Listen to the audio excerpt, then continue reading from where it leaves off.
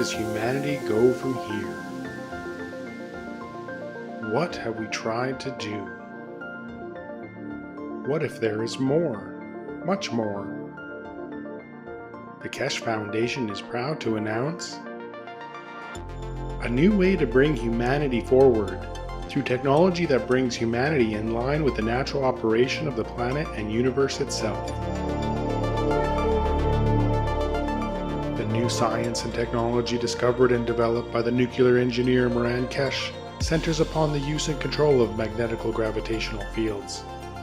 This new body of knowledge opens the road to hundreds of potential applications, which offer solutions to most of the fundamental problems of the world, such as water, food, environmental contamination, and shortages of energy. The Keshe Foundation is proud to unveil the Keshe Foundation Spaceship Institute. Nestled amidst the beautiful shores of Bari, Italy, the Institute is poised to become a central hub in the spreading of plasma technology and knowledge.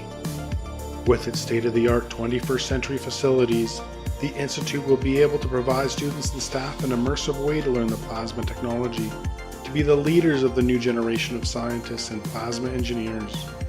The Keshe Foundation has opened the door to the world for peaceful usage of technology that is independent of the limited resources that are available on Earth. This is an understanding of how everything works together in harmony in our universe, and it applies to everything from the smallest to the biggest, from atoms to galaxies. We all are able to collectively work together in pursuit of knowledge, innovation, and solutions for our society. This learning environment is new to the world, where there will be no test to confirm your understanding. The knowledge of everyone will be respected and allowed to flourish in a nurturing environment. Hands-on testing and experimenting will be widely used in conjunction with roundtable discussions to bring all opinions and knowledge forward. Students will be introduced to a change in the ethos of working in collaboration. Students will experience firsthand how we share knowledge in a free and open manner. Graduating students are expected to share the knowledge they gain from the university within their respective communities and nations. All formal teachings, lectures, and presentations will be in the English language, with technology available for immediate translation. Keshe Foundation Spaceship Institute will be offering 3-year executive master programs for undergraduate degree students and 1-year executive master programs for graduate degree students in the following fields: space transportation, new plasma technology, health, agriculture, materials, energy. The health section is designed to make students able to live in space without the need to return to Earth. To this end, the Keshe Foundation Spaceship Institute has found processes for many diseases including ALS, cancer, coma, epilepsy, multiple sclerosis. Keshe Foundation Spaceship Institute will offer online teaching courses which will enable anyone, anywhere around the world to enroll and increase their knowledge and understanding. Students will have the opportunity to direct their work towards commercial spin-offs and seek funding through the help of the Keshe Foundation. The access to the new science and new technologies is openly available for peaceful use to the benefit of mankind to make a better world today. Now you can be part of the changing world and the new knowledge. All commercial spin-offs are intended to be open source and patent-free. This is part of the core ethos of the Keshe Foundation and the Keshe Foundation Spaceship Institute. Keshe Foundation Spaceship Institute will have its official inauguration on April 21st, 2015, with courses commencing soon after on May 4th, 2015. The students of the Keshe Foundation Spaceship Institute will be the leaders of the future who will make changes in all areas of space technology, science, medicine, agriculture, and energy. Anyone is able to apply, but acceptance is through invitation only. No prerequisites are required. We will be accepting approximately 250 students for the 3-year Executive Master's Program and 120 students for the 1-year Executive Master's Program. We welcome humanity's participation in the knowledge of the Keshe Foundation Spaceship Institute. Where does humanity go from here? That is up to you. Apply today.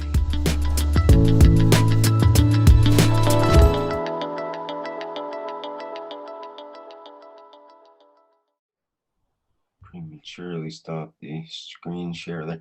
Okay, that was the Keshe Foundation Spaceship Institute promotional video, and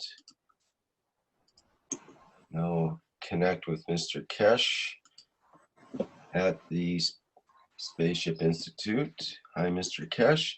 And we also hear from Kevin Devaney on today's kids workshop teaching. Kevin, Mr. Keshe, would you like to go first, or Kevin there?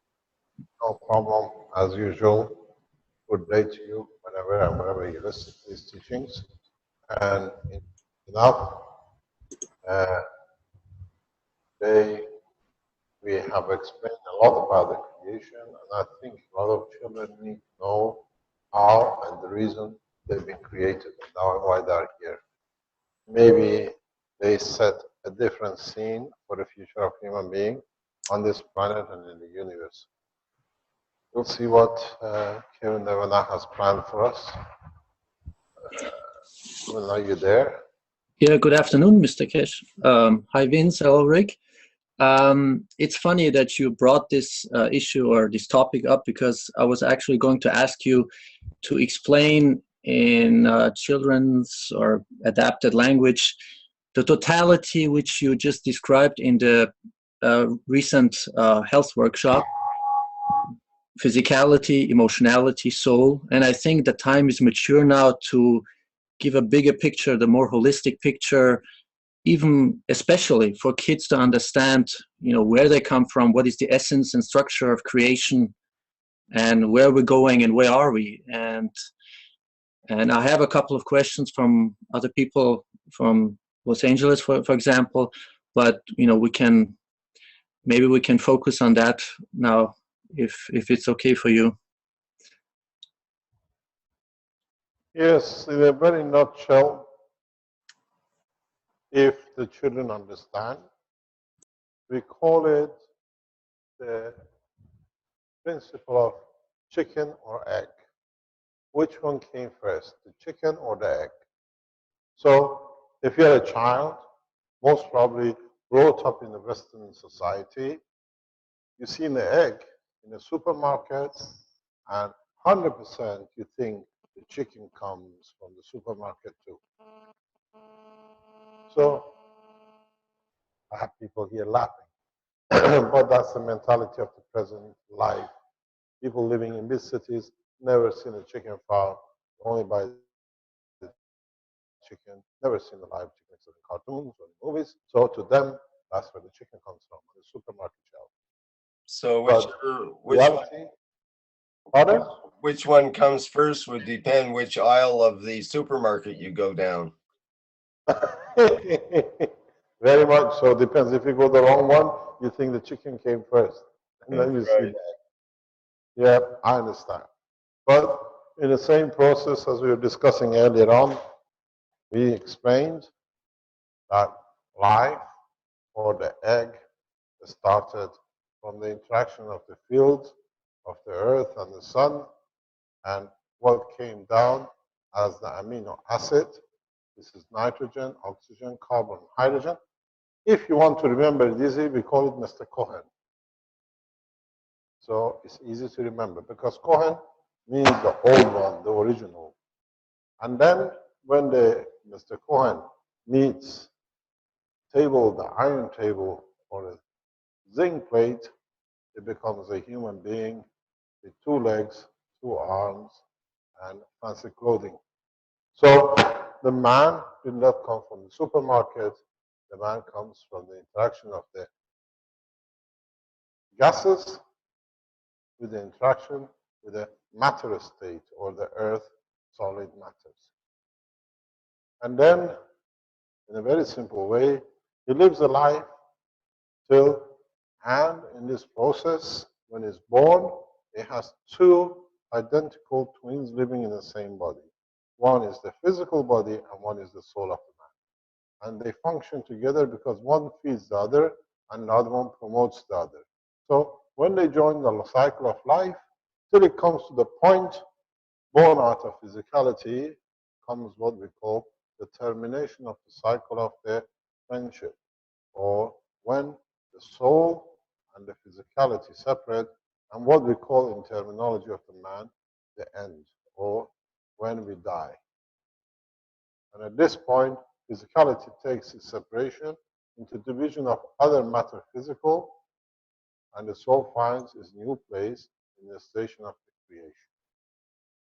And the whole purpose of the creation, as we explained before, is to create a position that the entity, what we call soul, is independent of physicality of the matter state. So now we know where the egg came from, and we know where the chicken ends.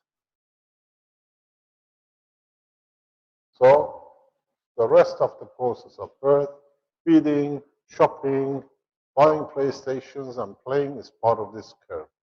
But all of us have a conclusion in separation. And the whole purpose is to elevate the strength and the power of the soul that it finds in the totality of the universe a better position in respect to the creator. If you don't have much strength and you've done all wrong, you're somewhere down here. And if you've done the correct way of living, you come closer to the creator. And so this is the egg, and this is a roasted chicken. Is that good enough for you? Would I get a master's degree in teaching children? Would you allow me in your school, Kevin? Definitely. Mr. Keshe, Elizabeth is asking in this regard, first of all, she's asking, why does the sun seem to make more plasma than the moon, or more active plasma, she's asking? And the other question is, she's asking, why does the sun seem to make more plasma, more active plasma than the moon? Oh my God, I tell you why. If you look at the plasma of the solar system, and this is the sun, this is the earth, and if you can see, this is the moon. This is the sun, this is the earth, and this chappy here, if you can see it, is the moon. Let's make earth a little bit bigger, and this is the moon. Mr. Moon or Mrs. Moon, depending which part of the world you live, because some of us we think is a male and some we think is a female, is a very small dust in the structure of the solar system as the sun. Sun is and carries nearly 95% of all the total mass of the solar system. And when you put Jupiter, Saturn, Mars, and the rest of it together, they make, plus all the material, which is as a dust, and the energy within this plasma, carry only 5%. So the moon is very insignificant. That's why the sun is the plasma. And in fact, if you go back to the same story of the chicken or egg, the sun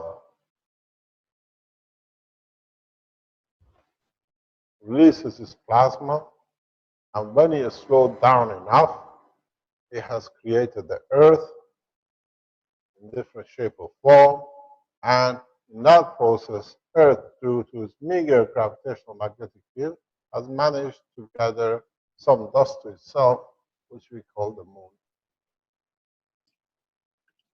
And this dust has both gravitational magnetic field, this has gravitational magnetic field, and this has.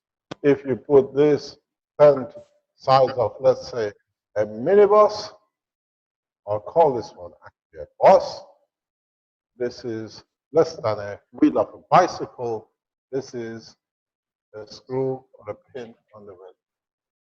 It's so insignificant that it has no effort. That's why the sun radius its field down.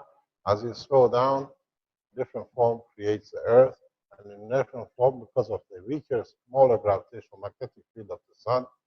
The moon is positioned there. Mr. Keshe, perhaps from a child's point of view, since they look up at the sky and they see the moon is about the same size as the sun, as far as something that's, that Oh, very good.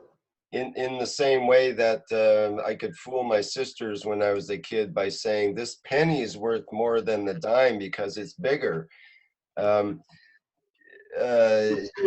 The problem is a very nice point. Let's explain it in an easy way. Yeah, so how does the reflection go would be my question. And so yeah, you see why it looks big. This is the Earth, and standing here doesn't matter where you are with your little legs and your little arms. The sun is somewhere here, and the moon is somewhere here. Is the positioning, because this is too far, you still see the two near enough the same size, because this is very close. It's a vision and not the reality. So when you look, you're looking at the sun very far. When you look at the moon, it's very close. But it gives that visuality of the presence in that direction. could you talk about the difference between the reflected light and the radiated light? Like this, the sun would give off rays, but the moon would reflect the rays. Would that be, how would you? No. Moon still emits field. Moon itself, because it's got both gravitational and magnetic field. Right. What about, I guess, the visual image we see, like a full moon, for example? It's not. So the vision we see is not the reflection. The light we see on the moon is due to principle, and the only way you see it is here on Earth. The light we have, the daylight, is the interaction of the gravitational magnetic field of the sun and the moon and the Earth. With moon is slightly different, because the gravitational magnetic field of the Earth and the sun and gravitational magnetic field of the moon is a four-way or three-way interaction. You have the gravitational magnetic field of the Earth interacting with gravitational magnetic field of the moon, creating specific light. And then you have the gravitational magnetic field of the sun interacting with gravitational magnetic field of the moon as well. So the light we see on the moon is a composite of interaction of two entities. The same as what we see, the interaction of gravitational magnetic field of the sun by Earth creates what we call the daylight. It's the same proposition in respect to the sun, to the moon. Any moon, depending wherever you are in the solar system, get their light, unless they're in the back of the planet all the time, from the, what you call the mother, the sun. What light you see here is in respect to the two, mother and the moon. Here, when you have it on the horizon, is you see it always. In so many ways, if you understand in more detail the structure of the interaction of the fields, if you go closer to this, where the Earth, I have to do this in a different way, that is correctly understood, when the gravitational magnetic field of the Earth interacts with gravitational magnetic field of the sun or the moon, somewhere at this point, because Earth has a stronger gravitational magnetic field, the friction between the gravitational and magnetical field of the moon and gravitational and magnetic field of the Earth creates a light.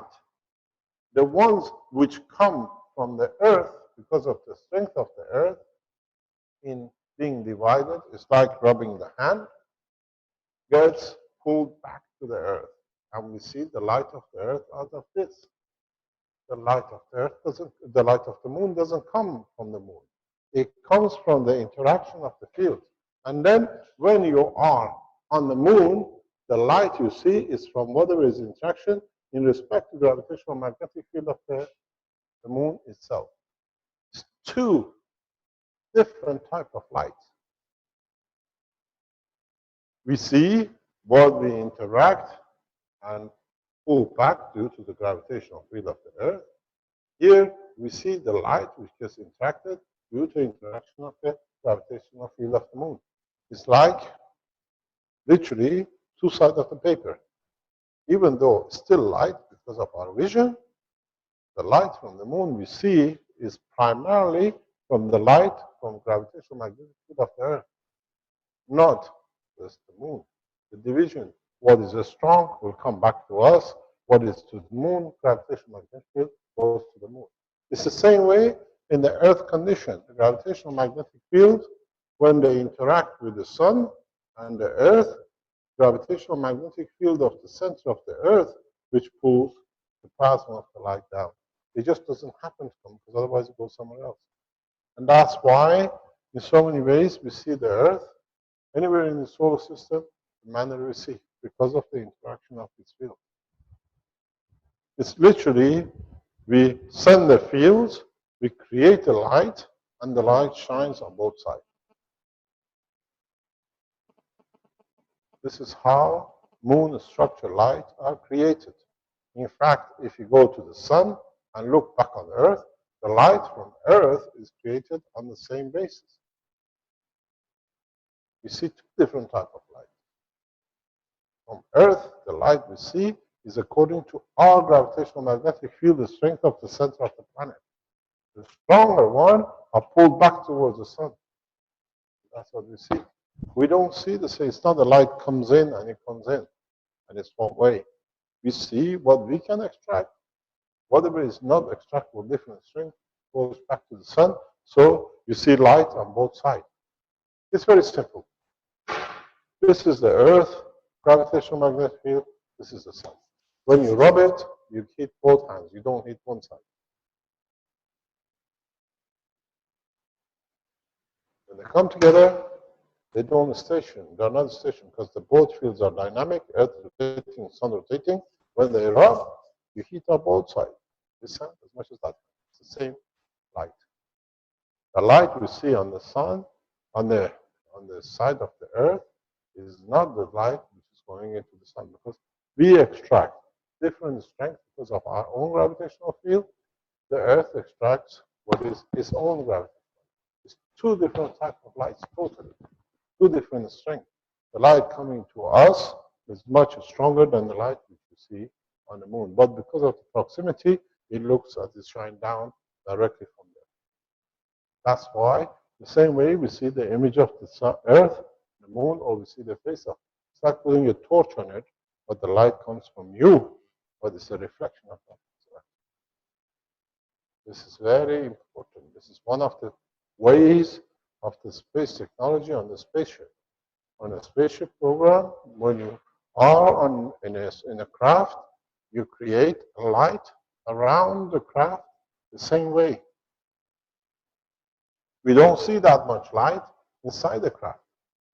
But interaction of the gravitational magnetic field of the Earth with the interaction of gravitational magnetic field of the center core decide the brightness.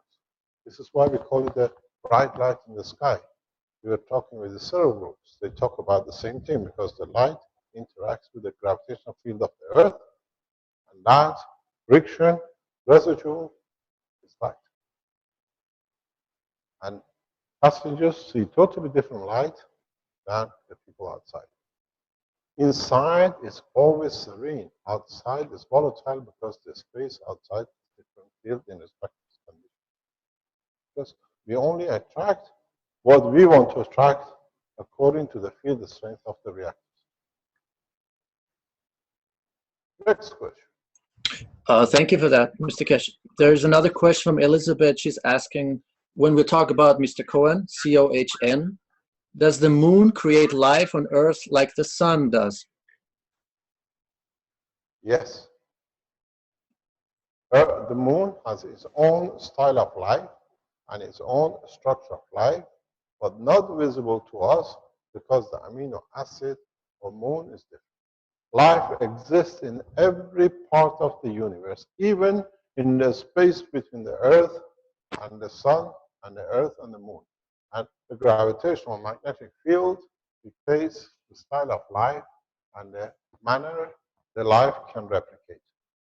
As I was explaining before in the teachings with the adults, and we showed the video of the NASA on the upper layer of this planet, which is different gravitational magnetic field, NASA has shown pictures of plasmas following a specific order, meeting, going back in the same pattern, and in a different condition on Earth. We call it human. Life exists on the moon as much as it does between Earth and the moon.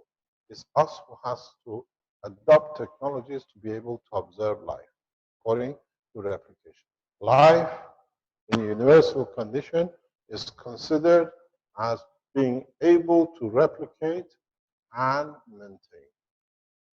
So if you can replicate a field again and again, and it can survive or exist for a time, it's alive, it's a matter, because it has a memory and it has a condition to extract fields from the environment and add to what it needs back into it.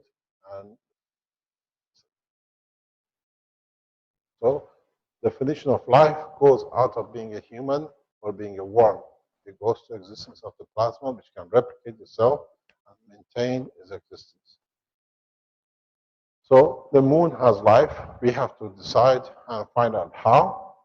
The Saturn has, Jupiter has, and amongst the space between them, there is a life. There is a life between our Earth, our Sun, the same between the Sun, the solar system, and in the galaxy. If you want to know it, universe is a very busy place. The traffic jam you don't want to get into. There's an old English say, which jam you cannot eat? Traffic jam. Because you never heard that before. Well, in the universe, you don't want to eat the universal jam because it's a chock-a-block. They all replicate, they all give, they all take, but nobody destroys anything else. They take what it needs when they need. So, next question. There is a question in the chat from Jack. He says, can we... Is he a child or is he an adult? I believe he's an adult. Ah, We should let the kids ask their questions or first. is it child at heart? They accept as well. He's trying to make it simple. Like he says, can we say that the first egg was the solar system, the sun is the yolk of the egg, and the earth the germ, free plasma egg white?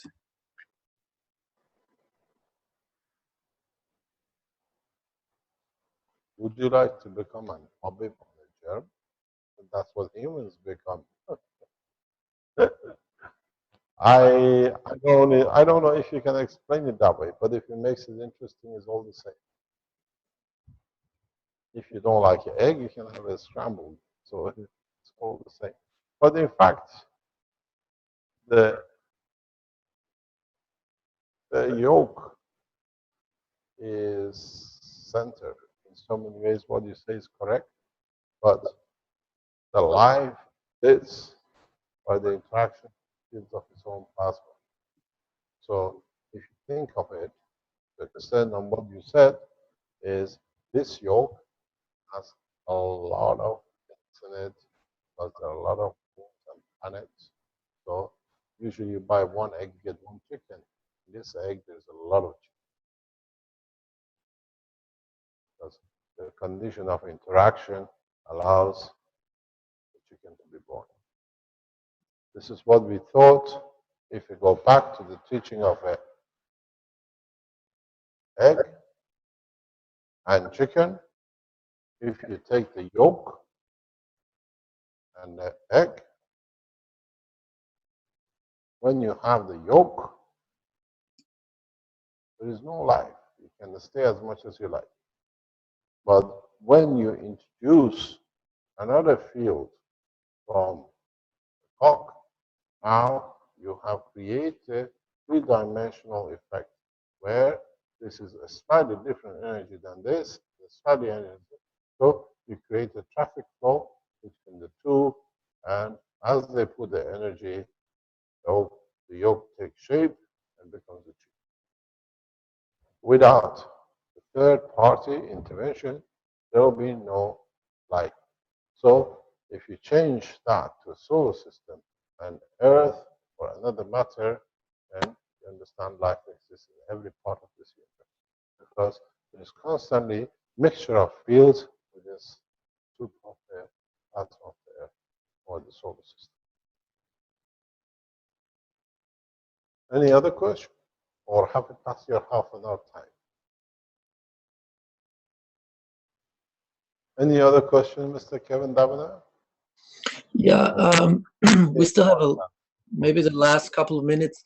You once told us that once you were a kid, you trained your emotional center, if I'm correct, with the headphones. Remember when you were talking about that? You confine your emotion, your central emotional part, which the physicality doesn't count, to the stereo headphones. If you put a headphone on, the waves, it comes to the point that you don't hear through your ears, but you hear the noise somewhere here. And this is roughly the base of your soul, because that's the soul has no physicality. You hear the noise through your emotion. It's the best way to do.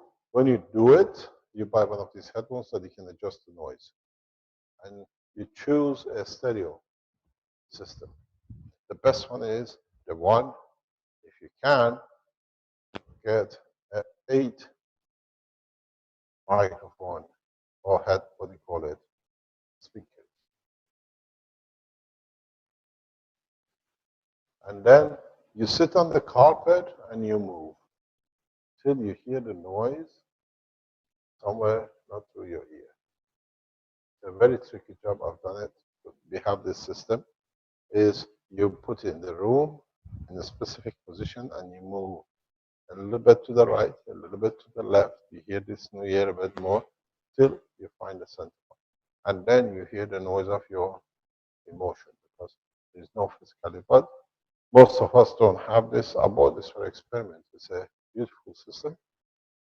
You can use a headphone to adjust it. You can't adjust it with Apple because it's just here. You could have the headphones which adjust till you find where you don't hear. You feel it. You don't hear no vibration. You hear it in the back of your head. That's the position of your soul. And then you get to understand a lot of things through it. I teach you one day. One day I'll bring about 10 or 20 of these headphones and then we put the same music. And each one of us tell me where you find the balance. And you'll be amazed. We mark everything from 0, and none of you will have the same marking point because each soul has different level of feels and strength and understanding. And according to that is what you want to hear. What I hear is not what you hear. And according to what I hear, structures my soul in what I want to see. Very interesting. Thank you very much for your time, Kevin. Thank you, Mr. Keshe. I hope tomorrow you're ready to take your teaching session. Yeah, I have prepared myself as good as I could. We are here to help you and see what we learn from you. Thank you for your time. And thank you for your knowledge. Thank you, Mr. Keshe. Have a good evening. Same to you. Thank you very much. Have we finished, Greg? We can close. If you wish, Mr. Keshe, we have no more immediate questions, and if you have nothing else to announce. No. As we said, there is a lot of knowledge is getting dispersed, especially in the past couple of weeks. We are building the second month of the peace program. I wonder how many children have thought, given their souls, because they have a pure souls, they can reach more world leaders, for them to initiate the peace through their time, because peace in their time now, by them giving their soul, guarantees peace in the time of adults. Us, adults, have a very tainted soul because we do things to what our fits us. But the children have a pure soul, and when they give to world leaders, they'll be heard and it'll touch their soul, and then we see the change. And I Thank you. think too, the kids should be getting excited about the idea of spacecraft maybe becoming available sooner than we think. It's already been done. It depends when we show it, unless somebody else show it in public. Let's just put it this way. Right. Well, a hint I of have a that. tip for you, children. If you watch, if you listen to the teaching in the next couple of weeks, you have a fantastic news. You never need to connect yourself and stop playing on your laptops and computer games, because there is a new energy system which lasts forever. So the only thing which will stop you playing is the voices, you had enough, go to bed. So there we are. I have one of them, it just walks in. Thank you very much. Thank you indeed. Have a nice day. Bye. Bye for today. Okay. Bye-bye. Bye for now. Okay. Thank Thank you, you. Mr. Keshe. Yes? Hello? I said thank you, Mr. Keshe. Okay. Thank you very much indeed. Enjoy your time. Bye-bye. Okay. Thanks, everybody. That's the end of the 18th Kids Knowledge Seekers Workshop for Tuesday, June 30th. And it's the end of the day. Thank you, everybody, for attending.